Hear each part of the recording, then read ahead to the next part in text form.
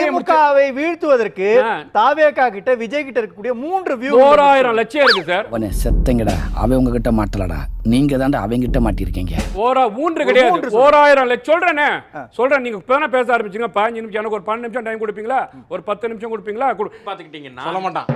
என்னன்னே சொல்ல மாட்டான். கடைசி என்னங்கிறது மக்கள் விரும்பும் முதலமைச்சர் வேட்பாளர் விஜய் அந்த களத்துல வந்துட்டார். இப்போ ஒன்னு புரியுதா உங்களுக்கு? அவன் கிறுக்குத்தனமா பேசிட்டு இருக்கான். ஏய் பூமர், இதுல உங்களுக்கு தெளிவா தெரிஞ்சிருக்கும்னு நினைக்கிறேன். அங்கதான் சார் கேள்வி. அந்த குழப்பத்தை சார் 3 காரணம். ரெண்டு பக்கம் கதவை சாத்துறாங்களே, இன்னைக்கு பெருச்சாடி அடிக்க மாதிரி அடிச்சு போடுவாங்களே. விஜயை மக்கள் முதலமைச்சராக தேர்ந்தெடுப்பதற்கு 3 காரணங்கள். 1 லட்சம் காரணம் சொல்றேன் சார். சொல்லவே மாட்டேன். தெரிஞ்சா சொல்ல மாட்டேன். கிடையாது நடிகர் கூட்டம், அவருக்கு இன்ஃப்ராஸ்ட்ரக்சர் கிடையாது. அவர் வந்து பாத்தீங்கன்னா பூத் கமிட்டில ஆள் இல்ல.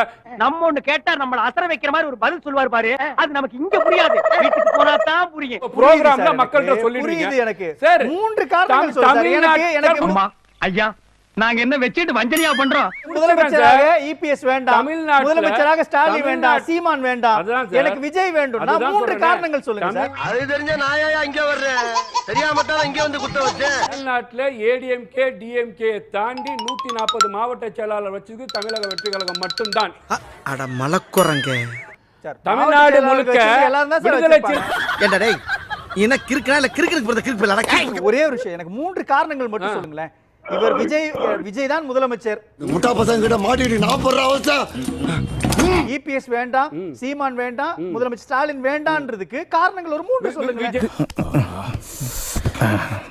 விஜய் தான் முதலமைச்சர், விஜய் முதலமைச்சர் ஆகணும். எதனால அதான் சொல்ல வரேன் சார். தெரிஞ்சல்ல பேசக்கூடிய சார் இதான் சார் 3 காரணம். லூசு ஏன் இப்படி கருப்பத்துற? விஜய் அவர்களை வந்து பாத்தீங்கன்னா அப்படியே ஒதுக்கி வச்சுட்டு இந்த தேர்தலை சந்திச்சிட முடியாது சார். இன்னைக்கு அந்த இடத்துக்கு யாருமே போகல. ஏய் நான் சரியா பேசுறேன். சரியா தான் இருக்கு. ஆனால் ஒரு சாதாரணமான ஓட்டு போடுறவங்க இருக்காங்க இல்லையா? ஏய் நான் சரியா பேசுறேனா? ரொம்ப கரெக்ட். விஜய் வேண்டும்ன்றதுக்கான 3 காரணங்களை இந்த நிமிஷம் வரை முஸ்தபாவால சொல்ல முடியல. இங்க வாங்கல. ஒண்ணுமே இல்லங்க. ஒண்ணுமே இல்லையா? சொல்ல முடியுமேன்றனே. 1 லட்சம் காரணம் சார். எனக்கே சிரிப்பா இருக்கு. திமுக வந்து எம்ஜிஆர் அவர்கள் திமுகவை கூர்மையாக எதிர்த்து தான் யார் சாமி இவன், எங்க இருந்து வந்திருக்கான்? தமிழ்நாட்டு மக்கள் மன்றத்தில் வாக்கு சேகரித்து ஆட்சியை பிடித்தார். நான் முடிச்சிடறேன் சார். ஏன் நீங்க அவன் கேட்டதுக்கும் நீங்க சொன்னதுக்கும் என்ன சம்பந்தம்? கேக்குற அந்த 4 முனை போட்டினா 4 பேர் நீங்க சொன்னதுக்கே வரேன் சார். 3 காரணங்கள் நீங்க சொல்றது முஸ்தபா எனக்கு 3 காரணங்கள் அதுதான் சார். இதுதான் கடைசி முயற்சி. அவர்களை சொல்லிடுறா. அவன் சொல்ல மாட்டான். நீங்க இப்ப ஒரு கேள்வி கேட்டீங்கல்ல, ராகுல் பிரதமராக தான் வந்து நாங்க சொன்னேன்டா. எடப்பாடி பழனிசாமி வந்து பாத்தீங்கன்னா எம்பி எலெக்ஷன்ல டேய் இவன் சரியான பைத்தியம் இல்ல, சரியாகாத பைத்தியம்டா. காலங்காத்தால ஒரு ரூசு போயிட்டு வந்து சிக்கிட்டமே. இவன் ரூட்லயே பேசி அனுப்பிச்சிட வேண்டியதான் சார். ஒரு சின்ன இடைவெளி இல்லன்னு சொல்லாத. சில தற்கொலைங்க பிறப்புக்கும் எல்லா உயிருக்கும்னு கேட்டா அதுக்கப்புறம் என்னன்னு கேக்குறாங்களே. அதுக்கப்புறம் என்னன்னு தெரியுங்களா? பிறப்புக்கும் எல்லா உயிருக்கும் சமங்கிறதான அந்த லைனு. அது கூட தெரியாதா உங்களுக்கு? பிறப்புக்கும் சொல்லுங்க, தற்கொலைலாம் முன்னா சேர்ந்து விஜய் கட்சியில இருக்காங்களா,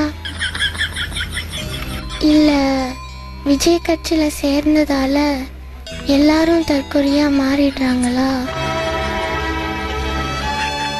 தெரியலப்பா, தெரியல. ஏங்க நாளைக்கு என்ன பேச போறாருங்க நான் பேசுறேன் பாருங்க. இன்னைக்கு ஸ்பீச்சா? ஆமாங்க ஐயா.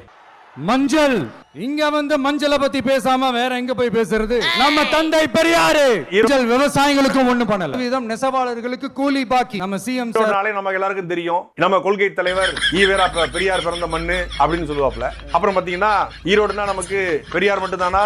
ஈரோடுனா நமக்கு மஞ்சள் நகரம். அப்புறம் பாத்தீங்கன்னா இந்த ஈரோட்ல நிறைய பிரச்சனை இருக்கு, விவசாயிகளுக்கு பிரச்சனை இருக்கு. ஈரோடுனா பெரியார் தான். மஞ்சள் ஜவுளி, அந்த ஜவுளி நெசவாளர்கள் பாதிக்கப்படுறாங்க. ஸ்டாலின் இத பேசலன்னா நான் விஜய பேசலங்க. என்னையா நடக்குது? திரும்பி திரும்பி திரும்பி பார்த்து உங்க டயலாக் எல்லாம் எனக்கு பிராந்திங்க நம்ம மகப்பாயிட்டு. தற்குறி 2 பேருக்கு நடுவுல தான் போட்டியே. என்ன வேணும்? ஒன்னு டிவிக்கு, இன்னொன்னு டிஎம்கே. என்ன சொன்னதே சொல்லிட்டே இருக்க நீ. டேய் என்ன 2 தடவை கேட்டதே டென்ஷன் ஆவற. 2000 தடவை கேட்டிருக்கோம். மனுஷனா பொறுமை வேணும். நாங்க ஒரு வழியில அரசியல் செஞ்சுக்கிட்டு போயிட்டு இருக்கிறோம். உங்களுக்கு தான் டிவிக்கு ஒரு பொருட்டே இல்லல, அப்புறம் ஏன் கதறீங்க? பதில் தானே நான் சொல்றேன். ஜேம்ஸ் பாண்ட் படத்துல கூட ஒரு சின்ன காமெடி தேவைப்படுது. அதுபோல தமிழ்நாட்டு அரசியல்ல ஒரு என்டர்டைன்மெண்ட் இருக்கு. அது தாவேக்கா வடிவுல சும்மா ஒரு டைம் பாஸ். ஆமையா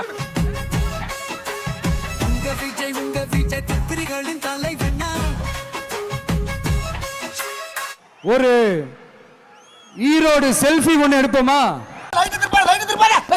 ஆஹா திருப்பிட்டாங்கய்யா, திருப்பிட்டாங்களே. பார்த்தா கீழே கேமரா வச்சா ஒரு 1000 அணில் குஞ்சுகள் கீழே படுத்து கிடக்குது. பூரா அடி தவழ்ந்து கிடக்குறோம். தளபதி வந்துட்டாரடா, தளபதி வந்து பேசி போயிட்டாரா, எந்திரா அப்படிங்கிறாங்க. இன்னைக்கு கடை லீவு. என்ன நேற்று நைட்டே வாங்கி வச்சு ஃபுல்லா பிளாட் ஆயிட்டாங்க.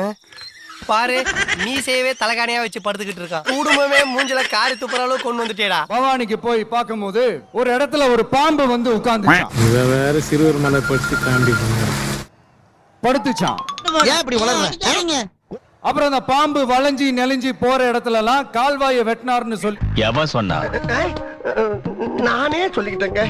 இந்த ஊர்ல அப்படி அங்கங்க இருக்கு. எல்லா ஒரு விளைநிலமும் விவசாய நிலமும் பலனடையணும் அப்படிங்கிறதுக்காக அவ்வளவு யோசிச்சு கட்டின அணைய பாம்பை பார்த்து கட்டினாருன்னு சொல்லிட்டாங்க.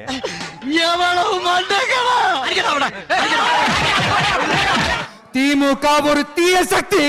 தர்மத்துக்கு எதிராக தீய சக்திங்க மேடம். திமுக ஒரு தீய சக்தி. திமுக ஒரு தீய சக்தி. திமுக ஒரு தீய சக்தி. தீய சக்தி, தீய சக்தி, தீய சக்தி.